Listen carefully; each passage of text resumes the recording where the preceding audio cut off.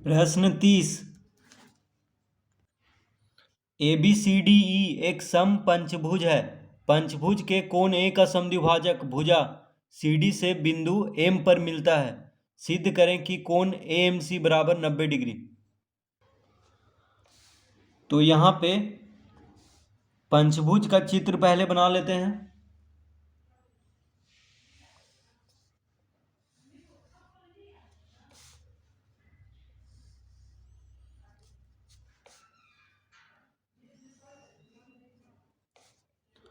तो पंचभुज का मतलब क्या होता है? जिसका 5 भुजा हो। तो इसको हम नाम लिख लेते हैं। देखिए A B C D E। पंचभुज का मतलब क्या हुआ? जिसका 5 भुजा हो। तो देखिए इसमें 5 भुजा है, AB BC CD DE और AE। 5 भुजा है इसमें। देखिए एक भुजा, दूसरा भुजा, तीसरा भुजा, चौथा भुजा और पांचवा भुजा। तो कह रहा है कि ABCD एक समपंचभुज है। तो समपंचभुज का मतलब क्या हुआ? कि पांचों भुजा बराबर है। समपंचभुज मतलब वैसा पंचभुज जिसका पांचों भुजा बराबर हो, उसको क्या कहते हैं? समपंचभुज। तो यहाँ पे सभी भुजा बराबर है, यानी AB BC CD DE और AE क्या है? बराबर है। अब कह रहा है कि पंचभुज के कोण A का समद्विभाजक। अब देखिए ये कोण A हुआ, कोण A इसको कहेंगे। तो कोण A का समद्विभाजक CD से बिंदु M पर मिलता है। तो देखिए कोण A का जो समद्विभाजक है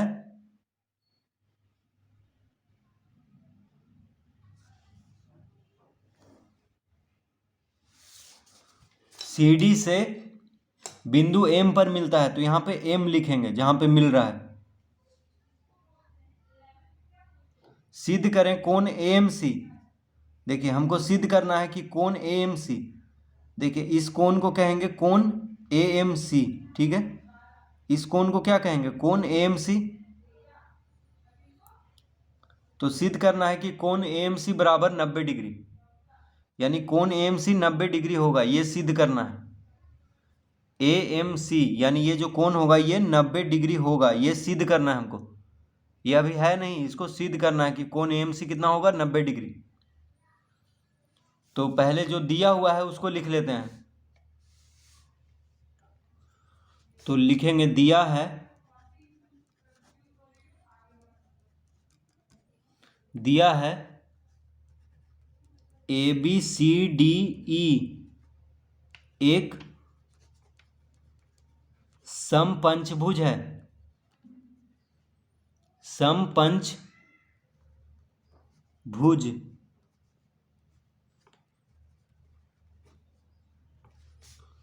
अतः देखिए ABCD क्या है? समपंचभुज है। तो जब समपंचभुज है तो पांचों भुजा बराबर होगा। अतः AB बराबर BC बराबर CD बराबर DE बराबर AE। तो सम पंचभुज का मतलब क्या हुआ? पंचभुज में 5 भुजा होता है, तो सम लग गया है, यानी सम पंचभुज का मतलब हो गया कि पांचों भुजा बराबर होगा, यानी AB बराबर BC बराबर CD बराबर DE बराबर AE। तो जब भुजा बराबर है तो सारा कोण भी बराबर होगा, यानी तो लिखेंगे अतः कोण A बराबर कोण B बराबर कोण C बराबर कोण D बराबर कोण E। तो भुजा जब बराबर है तो सारा कोण भी बराबर होगा। ठीक है, जब भुजा चारों बराबर है इसका मतलब चारों कोण भी, ये भुजा जब पांचों बराबर है तो इसका मतलब क्या हुआ? कि पांचों कोण भी बराबर होगा।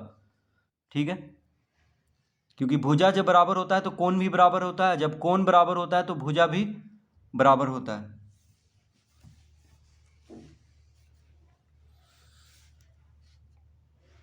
तो इस तरह लिख लेंगे। तो अब लिखेंगे यहां पे चूंकि चूंकि पंचभुज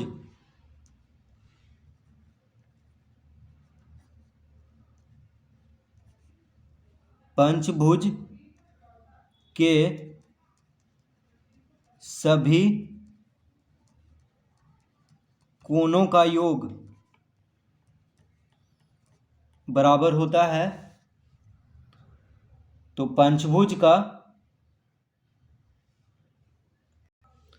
सभी कोणों का योग होता है 540 डिग्री। पंचभुज में 5 कोण होता है, तो पांचों कोणों को अगर जोड़ेंगे तो कितना आएगा, 540 डिग्री आएगा। जैसे त्रिभुज का तीनों कोणों का योग कितना होता है, 180 डिग्री, और चतुर्भुज का होता है 360 डिग्री। उसी तरह पंचभुज के सभी कोणों का योग होता है 540 डिग्री, यानी 180 180 डिग्री बढ़ता जाएगा। जैसे त्रिभुज में 180 डिग्री होता है तीनों कोणों का योग, तो चतुर्भुज में एक भुजा बढ़ जाने पे चारों कोणों का योग होता है कितना, 360 डिग्री। तो 360 डिग्री में अब देखिए पंचभुज में एक भुजा बढ़ गया है, चतुर्भुज में 4 भुजा होता है, त्रिभुज में 3 भुजा होता है, तो 180 डिग्री, यानी त्रिभुज में 3 कोण होता है तो 180 डिग्री, चतुर्भुज में 4 कोण होता है तो 360 डिग्री हो जाता है सभी कोणों का योग। तो पंचभुज में 5 कोण होता है तो 180 डिग्री बढ़ जाएगा, यानी चतुर्भुज का होता है 360, तो 360 में 180 डिग्री जोड़ देंगे तो कितना आएगा, 540 डिग्री। यानी एक एक कोण बढ़ेगा तो 180 डिग्री बढ़ता जाएगा। अगर 6 कोण होगा तो 540 में 180 जोड़ देंगे। ठीक है, तो पंचभुज के सभी कोणों का योग कितना होता है, 540 डिग्री। तो लिखेंगे अतः सम पंचभुज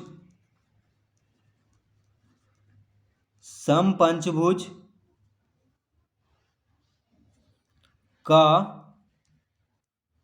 प्रत्येक कोण बराबर हो जाएगा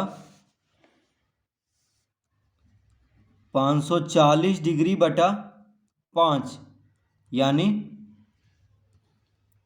108 डिग्री। तो देखिए सम पंचभुज में पांचों कोण बराबर है और पंचभुज का सभी कोणों का योग होता है 540 डिग्री, और सम पंचभुज है यानी प्रत्येक कोण बराबर है, तो 5 कोण है, तो 5 से 540 डिग्री को भाग दे देंगे तो कितना आएगा, 108 डिग्री। तो इसका मतलब हुआ कि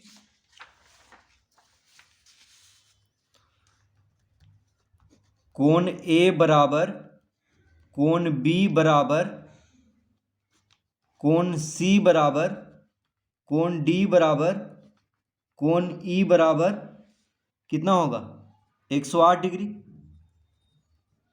देखिए क्योंकि सभी कोण बराबर है और सभी पांचों कोणों का योग होता है 540 डिग्री, तो 540 को 5 से भाग दे देंगे क्योंकि 5 कोण है, तो प्रत्येक कोण कितना आ गया, 108 डिग्री। यानी कोण ए, कोण बी, कोण सी, कोण डी, कोण ई कितना होगा, 108 डिग्री का प्रत्येक कोण।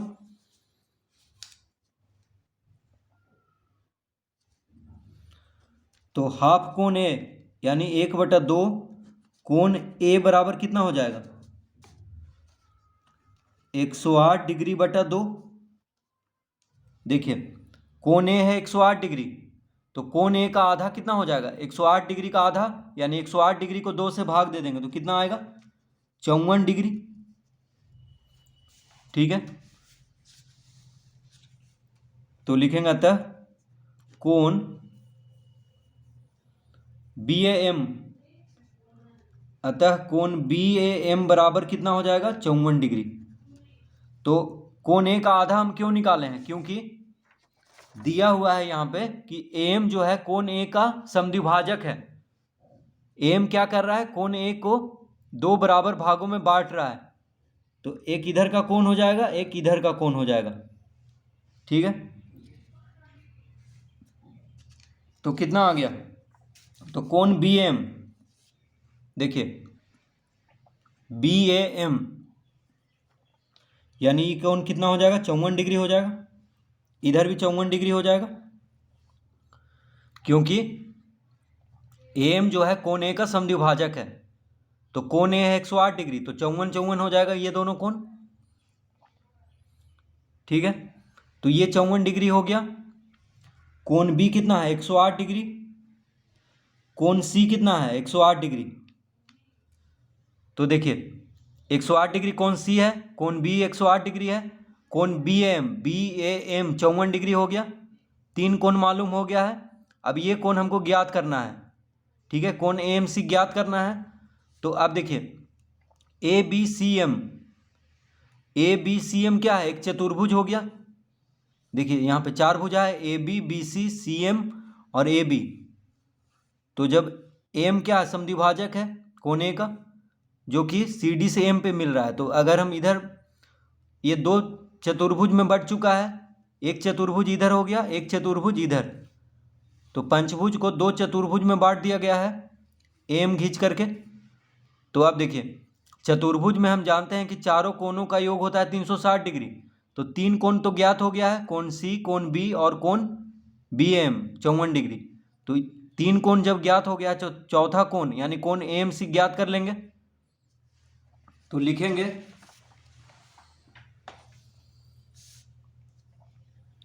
अब चतुर्भुज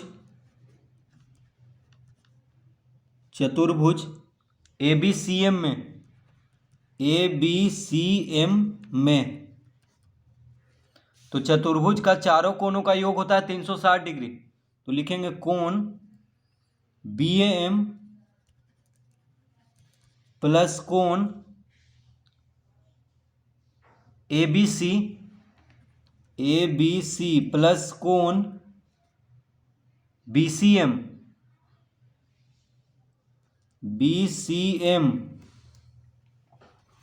प्लस कोण ए एम सी बराबर कितना हो जाएगा 360 डिग्री, क्योंकि चतुर्भुज का चारों कोणों का योग कितना होता है 360 डिग्री। तो देखिए चतुर्भुज ए बी सी एम में, इस चतुर्भुज में हम देखेंगे कि चतुर्भुज बी ए, ये कोण बी एम हो गया 54 डिग्री, कोण ए बी सी इसको कहेंगे, ए बी सी इस कोण को कहेंगे, कोण बी सी एम इसको कहेंगे और कोण ए एम सी इसको कहेंगे। तो देखिए कोण बी एम कितना है 54 डिग्री है, कोण बी एम कितना लाए हैं 54 डिग्री। तो कोण बी एम की जगह पे लिख देंगे 54 डिग्री। कोण ए बी सी को हम कह सकते हैं कोण बी, कोण बी सी एम को कह सकते हैं कोण सी, प्लस कोण ए एम सी बराबर 360 डिग्री। इस तरह लिख लेंगे। कोण ए बी सी को कोण बी कह सकते हैं, कोई फर्क नहीं पड़ रहा है। देखिए कोण, इस कोण को कोण ए बी सी कहें चाहे कोण बी कहें एक ही बात है। इस कोण को कोण बी सी एम कहें चाहे कोण सी कहें एक ही बात है। तो इस तरह हम लिख लेंगे कोण ए बी सी के जगह पे कोण बी सी एम के जगह पे कोण सी। तो लिख लेंगे 54 डिग्री प्लस कोण बी कितना है 108 डिग्री है, कोण सी कितना है 108 डिग्री है, प्लस कोण ए एम सी हमको ज्ञात करना है बराबर 360 डिग्री लिख लेंगे। इस तरह से लिख लेंगे। अब देखिए तीनों को जोड़ देते हैं। तो 108 डिग्री जोड़ 108 डिग्री जोड़ 54 डिग्री हो जाएगा 270 डिग्री। कितना हो जाएगा 270 डिग्री